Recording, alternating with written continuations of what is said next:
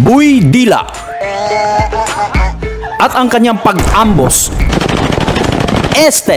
Pagbasa sa isang rider na ikinaimbierna ng madlang people to the max dahil hindi lang pangbabas ang inabot ni Boy Topak, Boy Dila, kung hindi mga parcel na hindi naman niya in-order. Para makabawi kayo, pinapadala niyo siya ng kung ano-ano, hindi. At kasali dito ang bulaklak ng patay. Ulat ng mga tropa kasi hindi biro yung padala ka ng bulaklak ng patay mga. Kaya sinilip ko kung bakit gano'n na lamang ang pagkaimbierna ng madlang netizen.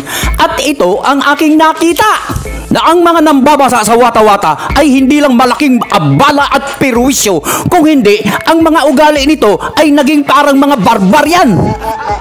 Kaya magugulat ka kapag naalala mo na ang pasimuno ng gawaing ito ay mga banal.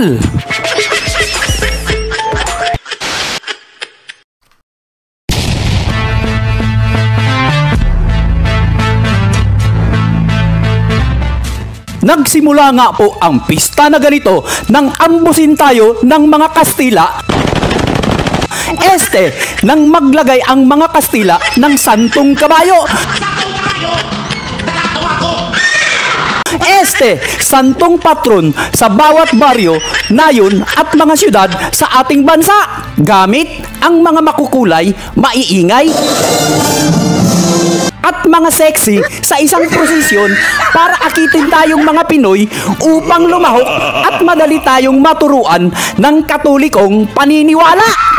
Pero ang ganitong mga okasyon kung saan ay nagkakaroon ng labis-labis na kasiyahan ay may negatibong epekto sa utak. Ayon sa mga mananaliksik ng SCRIBD, gamit ang ethnography o yung pakikipagsalamuha sa isang komunidad upang saliksikin at obserbahan ang behavior at interaction ng mga tao. At ito ang kanilang natuklasan. Na ang mga taong nasa kasiyahan ng pista ay nawawalan ng paggalang sa sarili at sa ibang tao. At nawawala sa isipan ang batas. Kaya nag-decision po kami na ituloy pong basaan. Naku po, naaloko na.